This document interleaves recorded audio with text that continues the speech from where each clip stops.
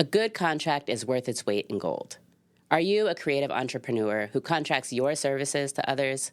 Well, listen up, because this is for you. The Smithers Law Group has created 14 master contracts specifically for creative entrepreneurs.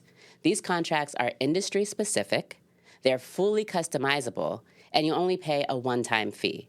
This is so much better and more affordable than speaking with an attorney who's going to charge you an hourly consultation fee, and it's so much more secure than just Googling up your contract and hoping for the best. Find your fully customizable and industry-specific contract at stulawgroup.com. Search for the contract link. And don't forget to tell them that I sent you.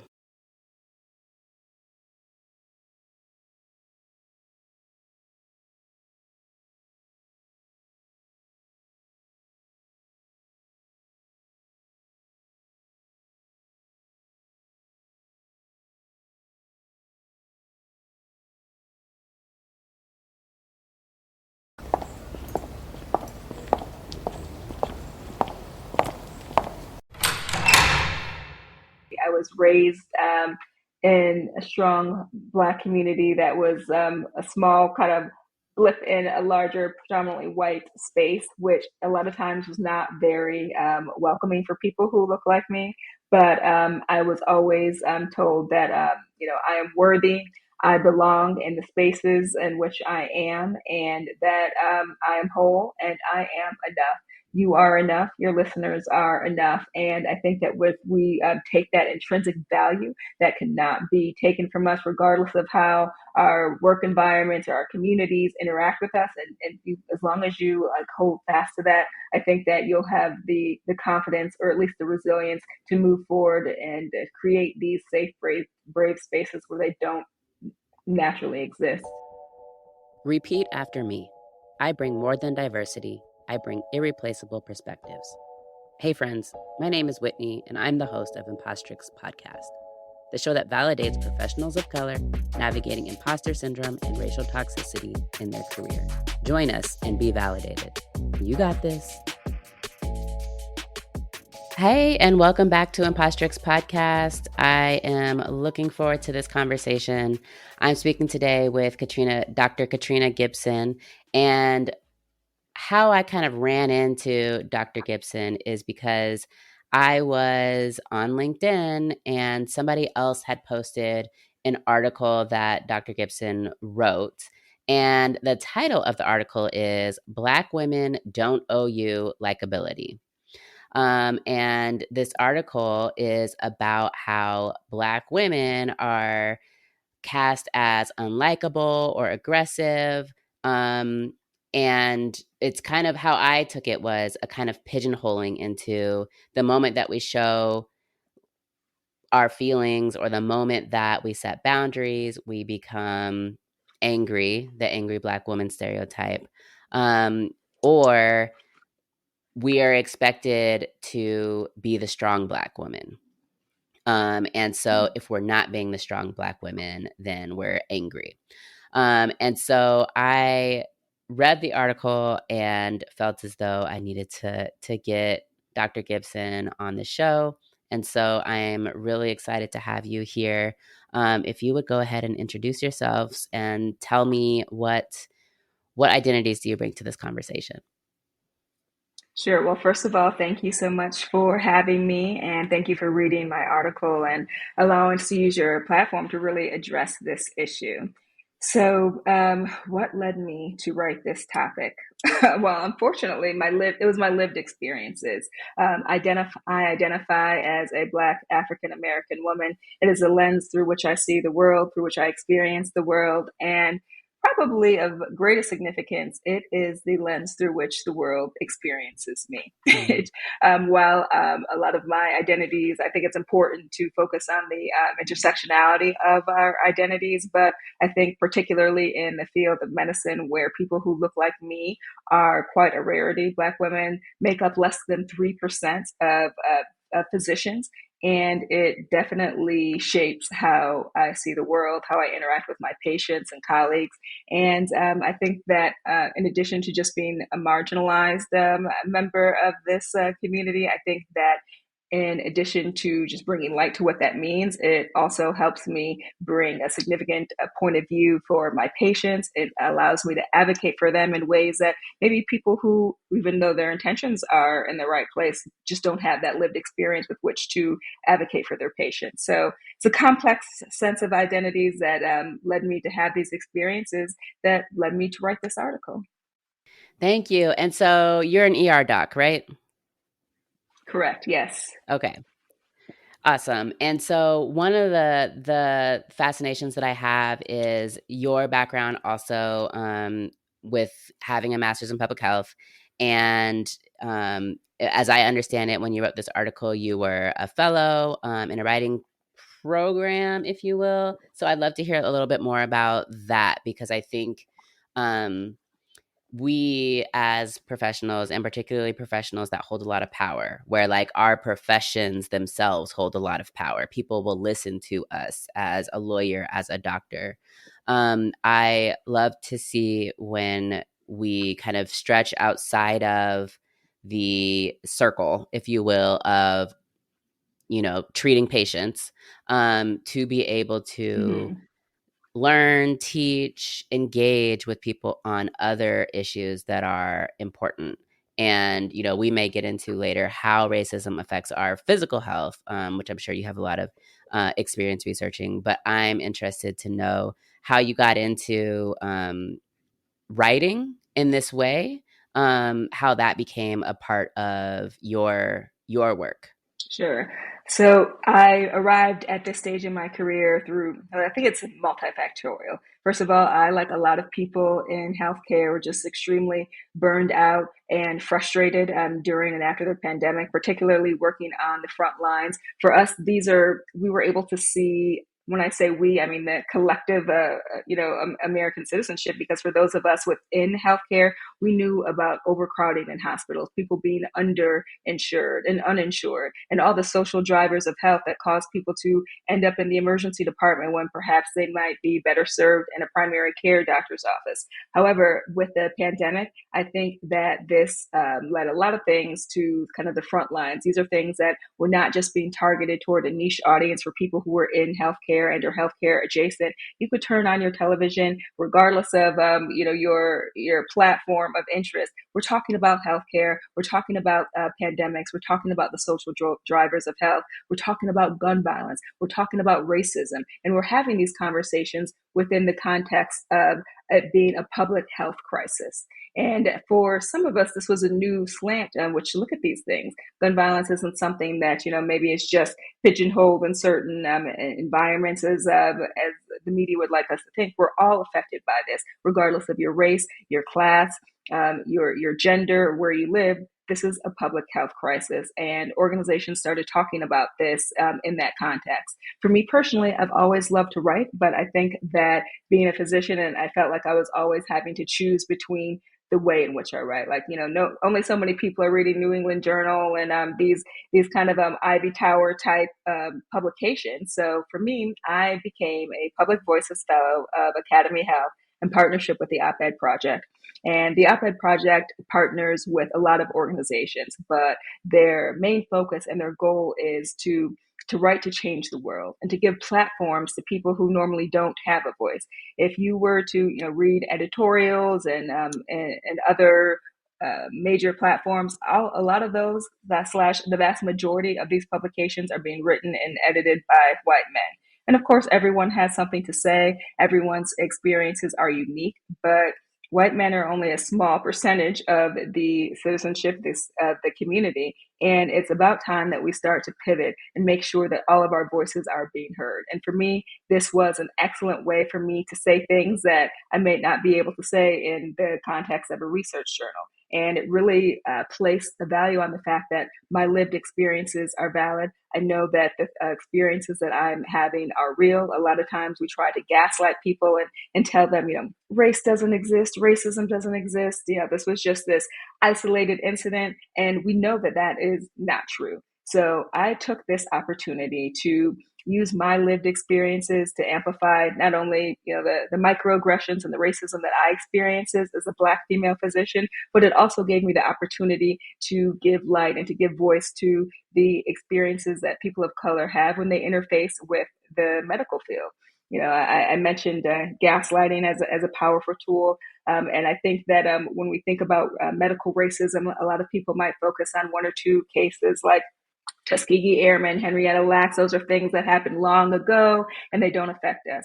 However, that's simply not true. To this day, people of color, marginalized populations have very different experiences with the healthcare system, and that leads to inequitable healthcare outcomes. So, for me, I look at health equity as a form and a tool of social justice, and I think that my words and anyone's words, for that matter, can transition into action, which really has an impact on changed outcomes for all people who have to interface with not only the healthcare but who are citizens in our country who were all subject to these types of things, gun violence, healthcare inequities, and we're all affected by it. So this was an excellent opportunity for me to write, to use my voice, to really to make change. Hopefully, is the plan.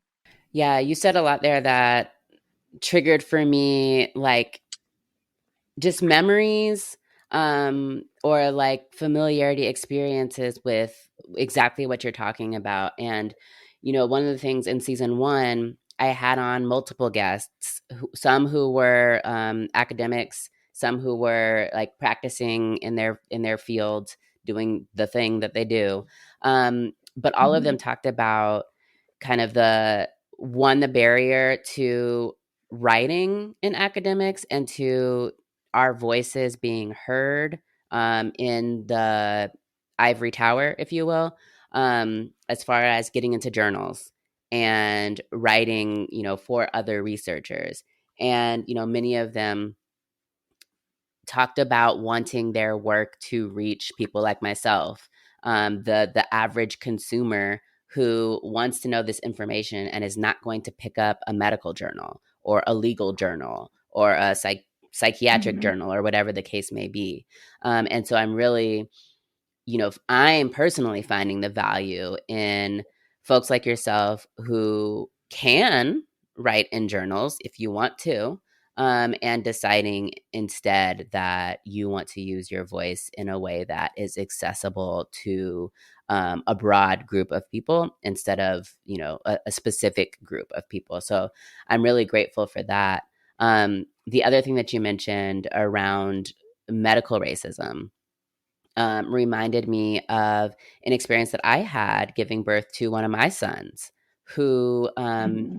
the experience that I described to a friend of mine sounded like we had similar experiences, but in terms of what we presented to our labor and delivery room with, um, and how she was treated Mm-hmm. was much different than how I was treated. And she's a white woman. I'm, of course, a Black woman. Um, and what we focused on in our conversation that day was around our recovery, and that I had to beg for pain medications.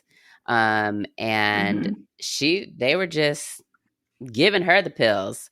And I remember the nurse asking me, what is my pain level on a scale of 1 to 10? And I tell her that it's like a 7.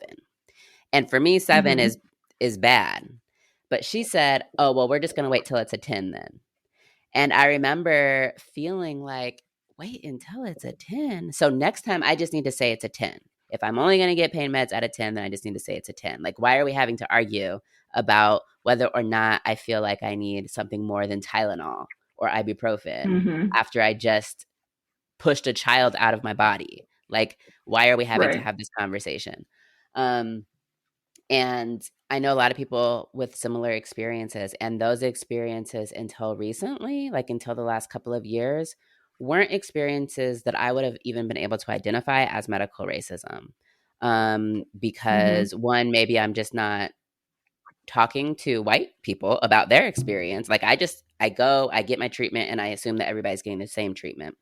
But two, there's been such a push, and I'm grateful for it, to educate, particularly Black women down here in the South, as you know, around mortality rates for mothers and children during birth and labor. And so I've been keenly aware of it as someone who is in childbearing age, and who has Mm-hmm. gone through the medical system here in Georgia to have my kids. And it is something that is very, very, very real. That the more I'm talking Mm-hmm. with others about it, the more they're like, oh, yeah, you want to hear what happened to me? This is what, like this stuff happens on a daily basis to people in my community. It's Absolutely. not just Henrietta Lack. Like, it's not just Tuskegee Airmen. And when we talk about communities of color having like trust issues with the medical Mm-hmm. system, with hospitals, I still have people in my family that say, I'm not going to a hospital because I'm just going to come out with more problems than I came in with.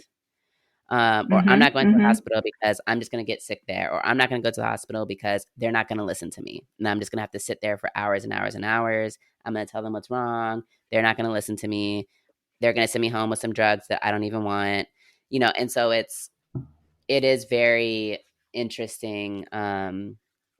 And I love being able to have these conversations with doctors, particularly doctors of color, where we can talk frankly about what we're experiencing. But to Mm-hmm. tie it back Right. to the superhumanness of it, for me, it was this feeling of, if my pain on my scale is a 7 out of 10, but on somebody else's scale, it's a 10 out of 10, then what I feel like is that you're telling me I can deal with it. I can deal with that Mm-hmm. pain. Even though somebody else may not be able to deal with that pain. And so I don't get to have the support that somebody else might have. Um, Right. and in your article, you wrote about the myth of the superhuman Black woman dehumanizing us. And that was the Mm-hmm. first time that I like put those two together Yeah. in that way. And I think I've thought about it a lot as far as Black men go, and particularly Black men in entertainment and sports, of Mm-hmm. like this Black men are good for entertainment, but they're not good for anything else because they're dangerous now. Like the moment they leave the basketball court, they're dangerous. But as far as women go, I haven't spent a lot of time thinking about it as far as it relates to women. And so that your article is one of the first times of like me thinking about those things together as it relates to my identities as being a Black American woman.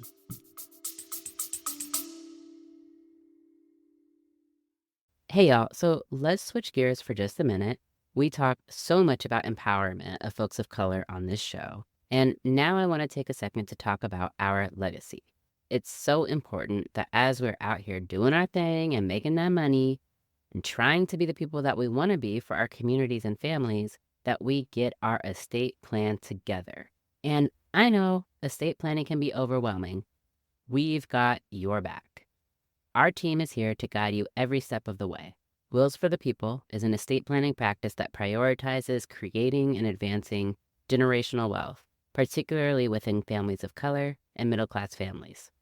This is because it's so important that we just get started. So, what do you want your legacy to be? And what steps have you taken to ensure that that happens? Take those steps with Wills for the People, where intentional planning meets transformative results. Visit our website for your free consultation at willsforthepeoplega.com. Mention Impostrix Podcast and we'll give you 10% off of your package. All right, I'll see you over there. Let's get back to the show.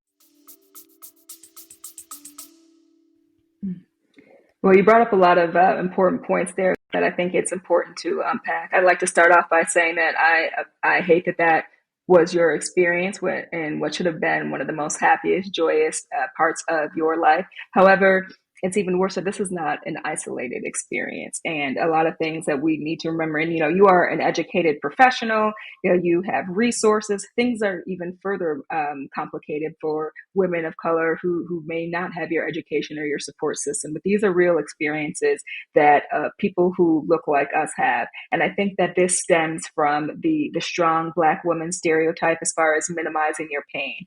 And this is not a new phenomenon. The whole strong Black women stereotype, it stems from antebellum slavery. There's the mammy, the Jezebel, and the sapphire, and it has just integrated all aspects of our culture from, entertainment, sports, professionalism, and that's the source. So let's talk numbers. I'm a physician. I like numbers. I think that it's meaningful. When it comes to maternal mortality rates, Black women are 2.6 times more likely to die in childbirth relative to our non-Hispanic white counterparts.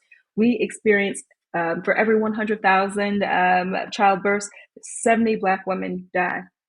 And we're talking about the United States of America, a developed country that has access to all types of technology. So and this resonates with me as well. We talk Serena Williams, world famous tennis player. She talks about how her experience is when she was in childbirth. No one believed her pain, her concerns. She was dismissed. So if we're talking about millionaires and people who have the access to all of the resources are not being believed, they're not being respected, their pain is being minimized. What does that say for the experience of the average Black woman who may not, have access to the best doctors in the world, to the best hospitals, who may not have the supported networks that others have?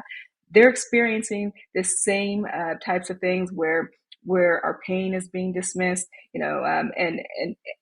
we keep mentioning that this really permeates all of the healthcare field. For instance, there was a study out of University of Virginia not too long ago where they looked at residents and medical students' ideas about pain and how it's experienced. And this was just in the last, 5 to 7 years, that there are medical students. We're not talking about the Proud Boys and KKK members, but actual medical students and educated people who believe that Black people experience pain differently, that our skin is thicker, that we're not susceptible to the same type of pain that everyone else is. And I see this every day working in one of the busiest emergency departments in the entire country. We're assumed that we're pain seeking, that we're tougher, that that our pain is not valid, and that is not true.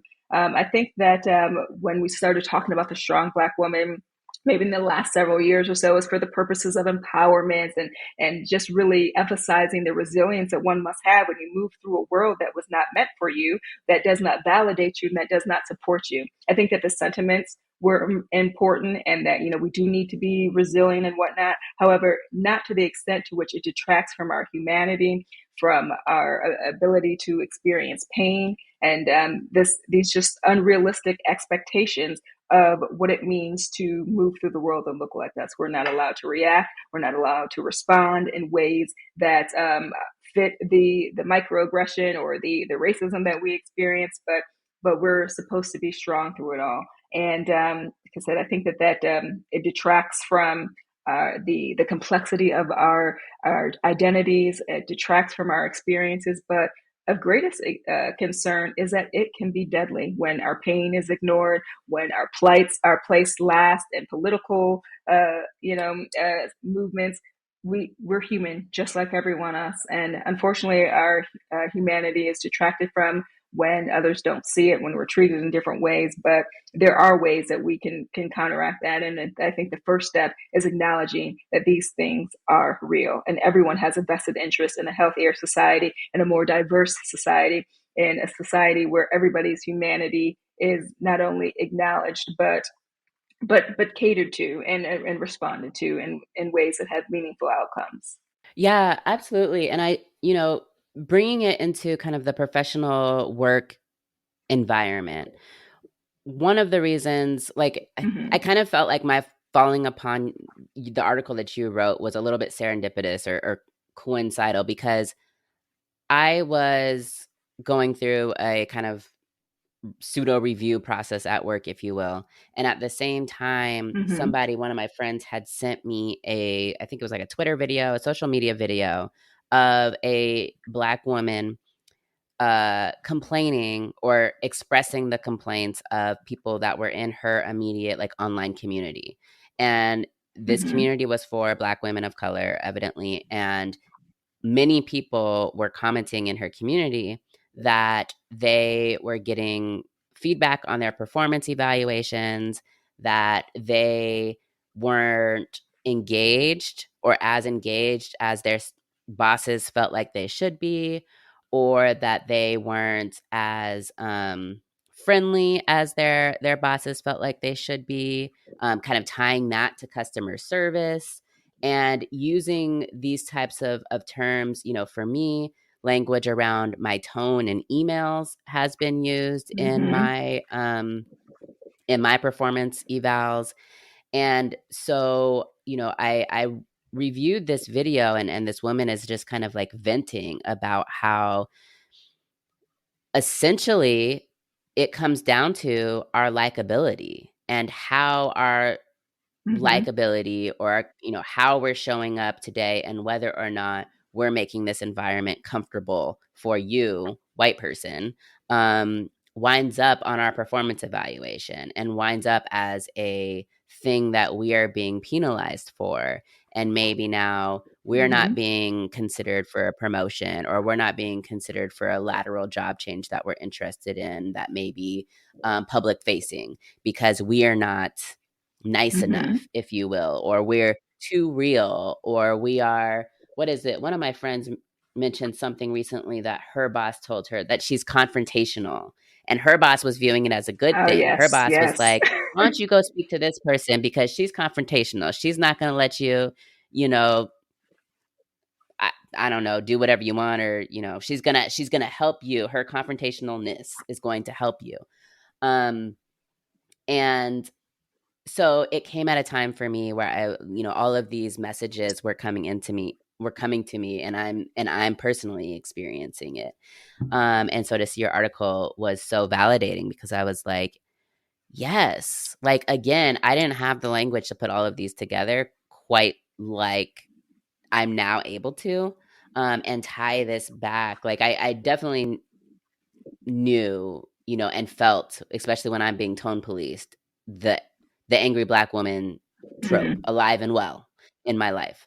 Um, but even, thinking about the strong black woman, and just the consequence of having boundaries, the consequence of not letting people walk all over us, the consequence of Mm-hmm. demanding Mm-hmm. respect, the consequence of having dignity, the consequence of wanting to stand in our power, is going to mean our performance evaluations might look different.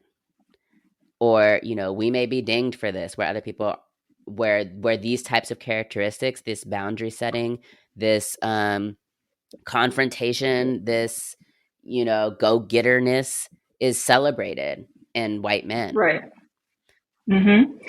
Yeah, I think you and I may have received some of the same feedback, but I mean, a lot of people who look like us, we those adjectives. We're angry, we're aggressive, we're confrontational, and it's almost it's so ridiculous. I actually got these adjectives placed on a shirt, because people who look like you and I, like you said, we're not allowed to have boundaries. And one of a civil rights quote kind of resonates with me, where they say, because I've been in Atlanta for about 5 years now, but I was very much raised in the North and East Coast. So in the South, they don't care how close you get, as long as you don't get too uppity. And up north, they don't care how uppity you get, as long as you don't get too close.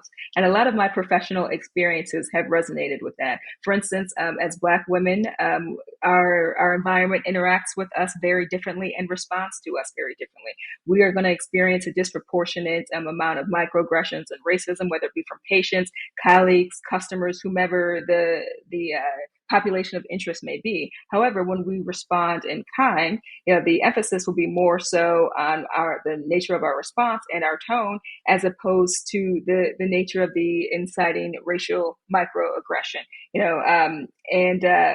This is Black women don't owe you likability. I don't owe you comfortability. Are you, just because you are intimidated does not mean that I am intimidating. So this article of interest that we're talking about now stems directly from a recent experience that I had at work. I referenced it briefly in the article. I'm taking care of a critical care patient in trauma bay, probably about anywhere from 6 to 10 people in the room, pharmacists, resident physicians, nurses, etc. One of my white male colleagues came into the room after I decided that we are going to intubate or put a breathing tube down the patient's throat because they were deteriorating. Came into the room and decided to, look at any and everyone but me, the most senior physician in the room, to decide whether or not my approach to this taking care of the patient was appropriate. So I escalated the matter internally within the department. However, as I'm sitting in this meeting, not once did we discuss the racist microaggression that came about. The focus changed, and we were talking about, who felt uncomfortable in the room, and what was said and how I said it. And I don't owe my oppressors comfort. It's not up to me to make them feel comfortable in their racism and their gender bias or whatever the ism may be. But not once did anyone say, Katrina, I'm sorry that you experienced this. Like, how do you feel about this? What can we as leadership do to create safe and brave spaces in which people, are educated enough where they don't commit these microaggressions, and when they do, and these are all things that we experience regardless of what our profession may be or what our experiences are. That when we as Black women set these boundaries and standards and have the space and, dare I say, the audacity to stick up for ourselves, we are the ones who are, in the line of fire for discipline, for, for backlash. And that just can't be the case anymore. And if no one else is willing to talk about it and write about it, it's going to be us, because so many people benefit from the status quo and from patriarchy and white supremacy. And it's so ingrained in us that it affects all of us, even people of color, because that's how we are socialized.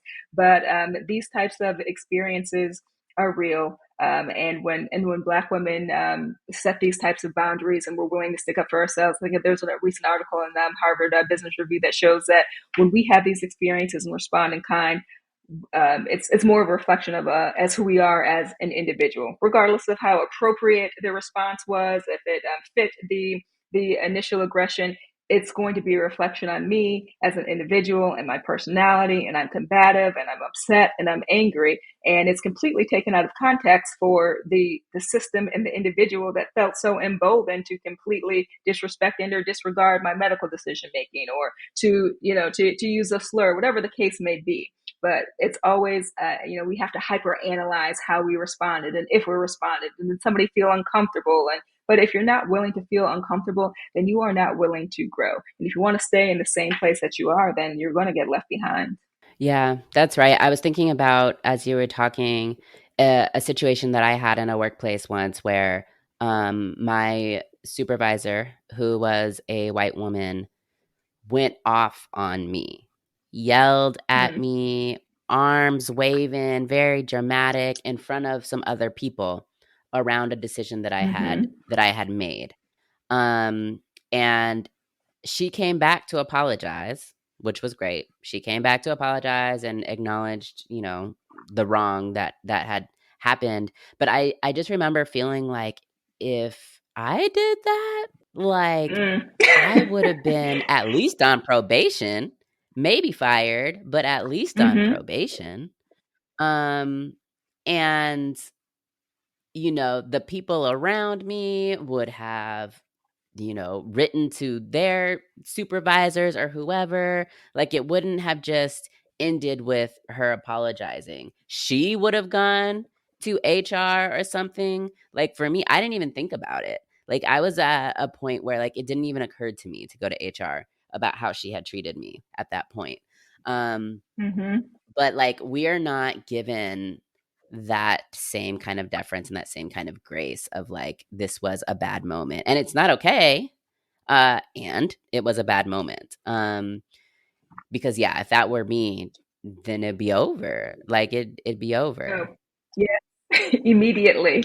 And it's funny you mentioned that, because I think that as Black people, we do realize that the consequences are different. It's almost as if for the same reasons why You may not bring an issue to HR. It's some of the same reasons why we don't feel comfortable calling the police. Regardless if we are victims in a situation, we know that due to our identities, we are going to be hyper scrutinized. Some of the issues that I referenced before that I experienced in work just more recently, because this is a daily thing. So I kind of have to choose my battles as to just for the purposes of protecting my peace. But just kind of maybe for my own experimentation, I started, reporting these incidents. And I think that the people who committed said incident, whether it be a fellow, a resident physician, staff working at the hospital, they were loud and proud with their public disrespect towards me. But then when they realized, maybe, oh, she's an attending physician or someone of consequence, and all of a sudden, they were intimidated by me, is what I was told. And I mean, the commitment to cognitive dissonance in these situations is real. There was zero intimidation when you were disrespecting me and treating me with complete utter disregard in front of a room full of people. But when they realize that there may be some sort of consequences for their actions, then all of a sudden they revert back to their I'm intimidating and I'm confrontational and I'm aggressive. And I was like, if that were the case, I feel like we would not be sitting here. And I think that, you mentioned this earlier, that Black men are often pigeonholed as being big, scary, and angry. But here I am. I'm 5'3", but now all of a sudden everyone's scared and intimidated by me. And it's just the commitment to the lack of accountability and the cognitive dissonance, because we all know the power of circumscribing Black women in professional and personal spaces, and knowing that our actions and reactions and emotions are policed much differently than anyone else. I know that it is expected that I show up in ways that make other people feel good about themselves. I am not allowed to make anybody else feel uncomfortable. And if I do, then I need to be willing to accept those circumstances or those or the repercussions of said actions. And as I get older and progress in my career, then I might be a little bit better placed to be the recipient of said repercussions. But I realize that, for maybe my resident physicians, for my medical students, or people in other fields, that may not be the case. So one of the ways that I attempt to model for my trainees is I show up as my authentic self every single day. My professional authentic self was, let's be honest, there's a difference in how you may operate in your personal and professional life. However, when I have these conversations with people, or when I attempt to hold people accountable, I realize that it's not just for the purposes of me. I know that for me, being a Black woman, and if I just have this conversation with this one other physician or patient, then maybe it makes it that much easier for my medical student or my resident physician who may not feel supported and or confident enough to do that. And this fear is real. And I think it's important that we acknowledge this, because there are repercussions for people who look like us that don't exist for other people, not only because they're not having the same types of experiences, but when they do, we know that the expectation is different for other people when it comes to what professionalism is. A lot of people write about this. Most recently, I was reading the UCLA Law Review. Leah Goodridge talks about professionalism is a racist construct, and people who look like us, we're told that the way that our hair grows out of our head naturally is unprofessional. Hence, the Crown Act. Black women in particular, or people with curly and or coarse hair, we've been made to feel that we need to straighten our hair with heat and/or chemicals, and now we're starting to see the downturn effects of that, like increased rates of cancer, just because we are told that whether it's the way we speak, the way we look, the way we present is not professional, simply because of who and what we are. And it's time that we start changing the narrative, both professionally in media, because this is the patriarchy, this is white supremacy. We're all affected by it, and it's not just enough to be, to not be racist and to attempt to be an ally. You need to be anti-racist, regardless of what that means for you in your personal life and your professional life. These are continual acts and a mindset that we must choose in order to make workplaces, reflections of people of color in media and on the news, more inclusive and more equitable. Because a passive approach or no approach is not acceptable. And I think the first step is, simply acknowledging the fact that these experiences are real. They have real outcomes for real people, whether it be worsening health outcomes, lack of representation on the news and social media and education. These are things that affect people and have real outcomes. Yeah, you're right. I was thinking about just you mentioned showing up to your workplace as authentic as possible. And that's something that I also tried to do for myself, but also for the people around me who Mm-hmm. weren't comfortable coming to the workplace with their full selves or, as authentically as they may have liked. And I hope that having someone around them when they went to work who did show up in that way was helpful for them. Um, I'll also say that I've been in situations where I'm showing up authentically and speaking my truth and standing up for myself, and I turn around and there's no one there supporting me. um Mm-hmm.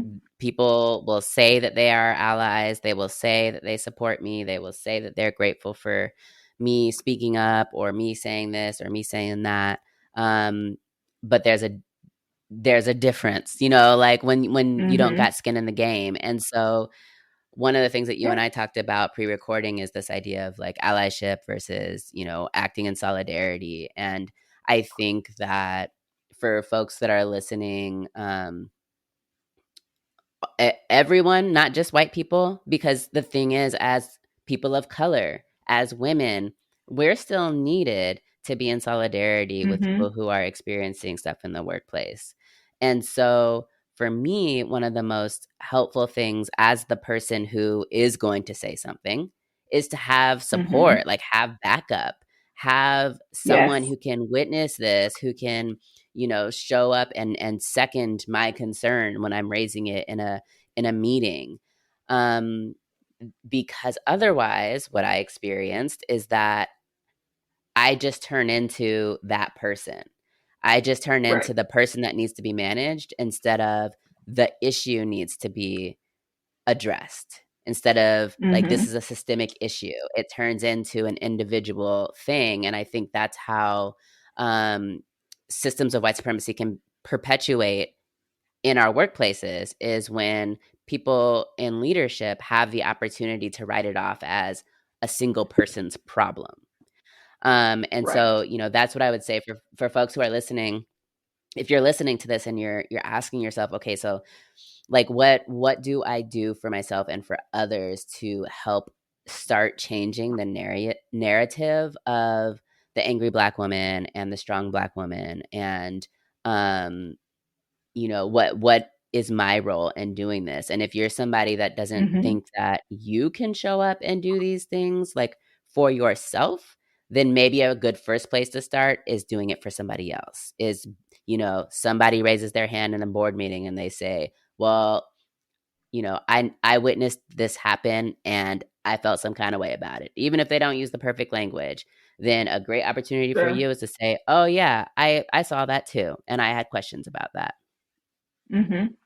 Oh yeah, I say this all the time. To this, it'd be so much easier to pretend as if this is a Katrina issue as opposed to a systemic issue, because then we don't have to start sitting back and reflecting and changing the culture.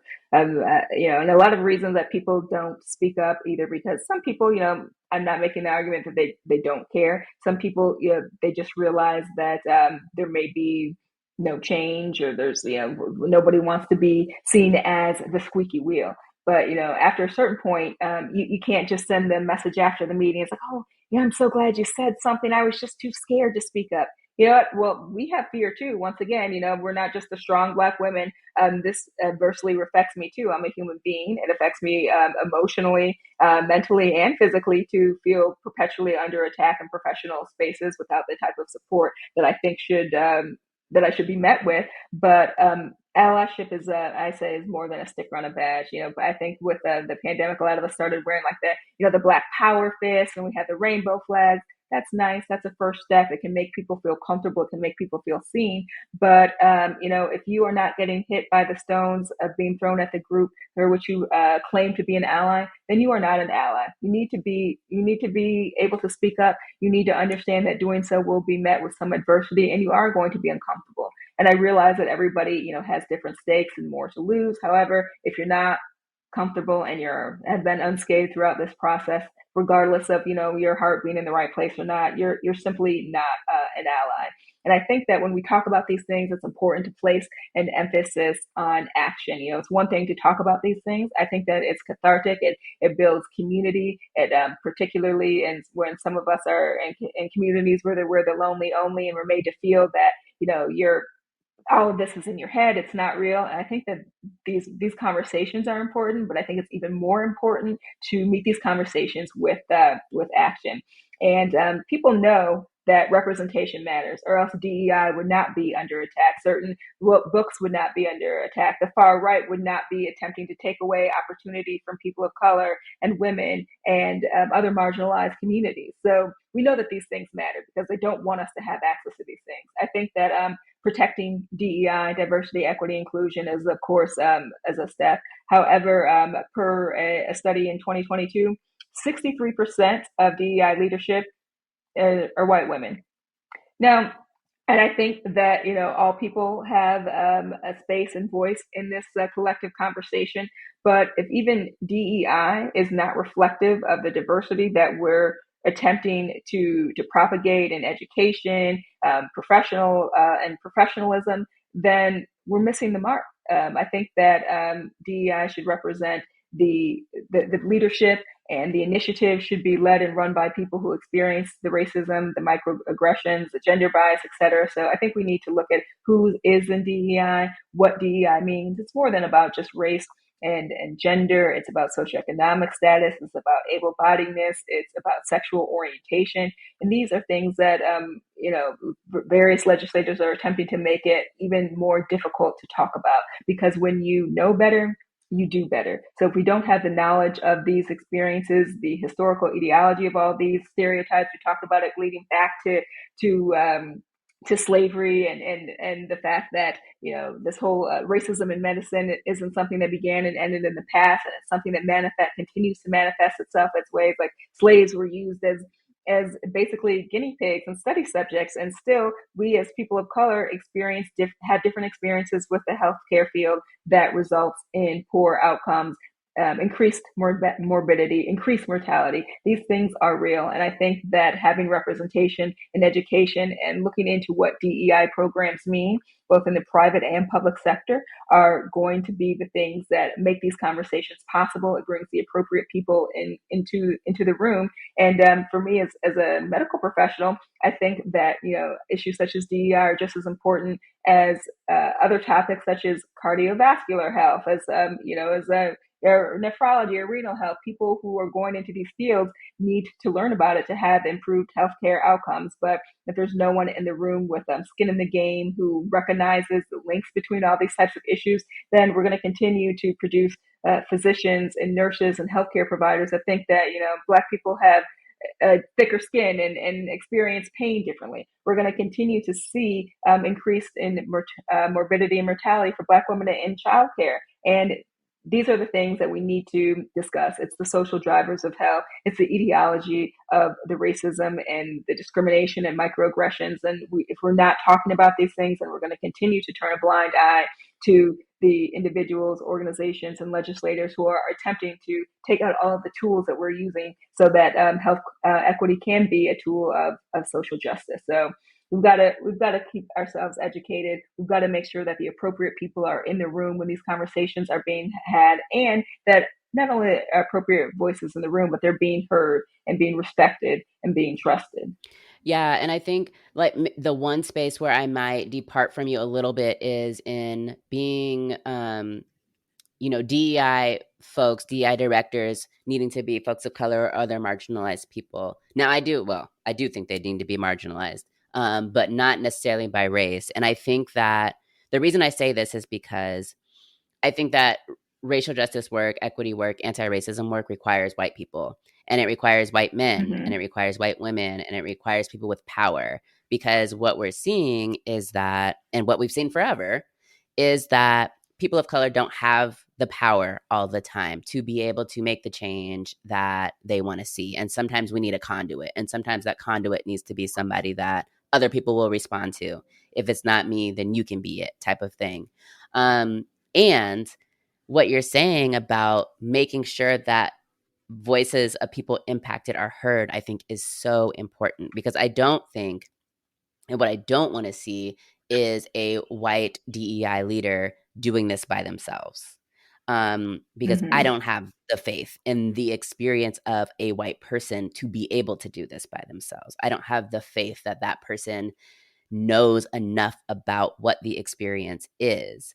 And I'm really glad to say that the people that I'm close with, the white people that I'm close with that are in the DEI space, never do DEI work by themselves. They don't Mm-hmm. do training, they don't do audits, they don't do stuff like that.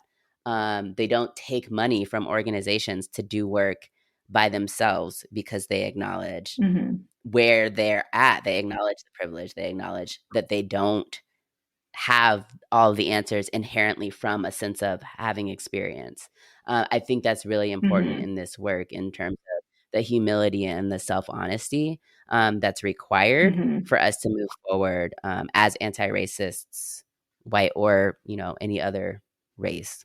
Oh, of course. I think that a lot of times in these spaces we're preaching to the choir. The people who need to be in the rooms and having these conversations and subject to the training, they're not in the room. Because I think a lot of times in academia and medicine, DEI is not seen as scholarship. It's not seen as worthy as other aspects of care. And of course, I speak from Hmm. a place of medicine that it's not valued for as a valid form of scholarship. And I think that if you show me how people use their time and or their money, you show me their value. So it shouldn't be something that's kind of if you have time, watch this video or come to this talk, because once again, that's going to be a self-selecting group of folks that come, and likely those who don't necessarily need to hear the message. So just like medical students need to learn about, cardiovascular health, GI, digestive stuff. They need to learn about EI, particularly when you work with marginalized populations. Like I work in downtown Atlanta. If you're prescribing a medication that your patient cannot afford, then are you really making any sort of change? Or instead of writing in your chart that your patient is non-compliant and or non-adherent and they don't show up to their appointments, well, why is that? Maybe the bus lines and or other forms of public transportation don't go to their neighborhoods. Maybe they don't have transportation. So I think that once we in academia start valuing DEI and making sure that it's infused into all other aspects of our training, and making sure that this is promotionable work as well. I know that those of us, that really resonates with those of us in academia. There's the minority tax. We're the ones who are sitting on the panels and doing the work and doing the writing. But if it's not seen as true scholarship for something that's promotional, it's something that we're invested in and needs to be done. But it also contributes to the fact where you felt that your environment and your community does not value the work that you're doing and or the experiences that you have. So I completely agree. I think in order for DEI to be successful and impactful, all folks must be involved, particularly those who may not be directly impacted by the lack of DEI. Those are the people that we need at the table, who are willing to listen, who aren't going to be defensive, and who aren't going to feel as if that they're going to experience some sort of backlash for being in this room and being at this table. And I think that our work needs to be valued. It needs to be promotional. It needs to be funded. Yep, I was just gonna say, and funded. There needs to be money, okay? Because that's when we're talking about the non-promotable work, or the work that you say is valued but isn't really valued because we're actually not getting paid anymore, or we're not getting paid, period, or so, okay, we're going to wrap up this conversation. But before we do, I'm going to ask you one more Mm-hmm. question. And before I ask you that question, I would love if you could share with us how we can find you, how we can follow you, or interact with you and your work. Excellent. So I share most of my work on LinkedIn. You all can find me at Katrina, like the hurricane, Gipson, GIP as in Peter, SON, MD, and you can see a lot of my op-eds, some of my podcasts and radio shows, and there will be more to come, additional ways to find me. I just really enjoy bringing light to these difficult topics and really embracing, being comfortable with being uncomfortable if we really want to be the people in society that we say that we want to be. It's going to take some work. It's going to, some tears maybe shed, some feelings may be hurt. But I think that if we're all focused on the greater good and making sure that we acknowledge all people's humanity and that those are the steps that it's going to take to get to where we need to be. Right. Absolutely. And the name of Katrina's article, I'm going to make sure to put it in the show notes, but it's Black Women Don't Owe You Likability. And where am I reading it? It's in the Boston Globe is where I'm reading it. Mm-hmm. So the last question that I have for you, and this is a new tradition that I'm starting for season 2, and that's what I would love to know during the times where you need a lift me up, where you need to feel more confident, to feel more power, to walk in your power. What is the affirmation or the mantra that you rely on? That's an excellent question. I think there are a few. My mom is someone, she always sends me, like these books of affirmations, but I just really rely on my community. I was raised in a strong Black community that was a small kind of blip in a larger, predominantly white space, which a lot of times was not very welcoming for people who look like me. But I was always told that, I am worthy. I belong in the spaces in which I am, and that I am whole and I am enough. You are enough. Your listeners are enough. And I think that with we take that intrinsic value that cannot be taken from us, regardless of how our work environments or our communities interact with us, and as long as you like hold fast to that, I think that you'll have the confidence, or at least the resilience, to move forward and create these safe, brave spaces where they don't naturally exist.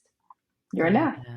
Wow. Thank you. Thank you so much for sharing your time with us today. Episodes that I would encourage folks to listen to are episode 10 with Nagar Fani, because in that episode, we're talking a lot about the impact of racial trauma that we're experiencing in the workplace and beyond, the impact that that has on our brains. And I think it's a really interesting segue from this conversation that we're having. And then also episode 15, we talk a lot about this concept of promotable and non-promotable work, and Mm-hmm. how much work we take on as folks of color, as folks who are interested in anti-racism, without experiencing any kind of benefit in terms of professional development, if you will, or professional Mm-hmm. acknowledgement, professional promotions. And so I think those, Right. those two conversations are great conversations for you to listen to, listeners who want to hear more about some of these topics that we talked about today. So thank you again, Dr. Gipson, for joining us on Impostrix podcast. Thank you for having me. Thanks so much for joining me for this conversation. I hope that you got as much out of it as I did. Feel free to continue the conversation with us over on Facebook at the Impostrix Podcast Validating Space. We welcome all, and it's a space for us to validate each other as we work through work, race, and imposter syndrome. You can find out more about me or about the podcast at www.impostrixpodcast.com. And don't forget to follow me on Instagram at Impostrix Podcast. Until next time, be validated.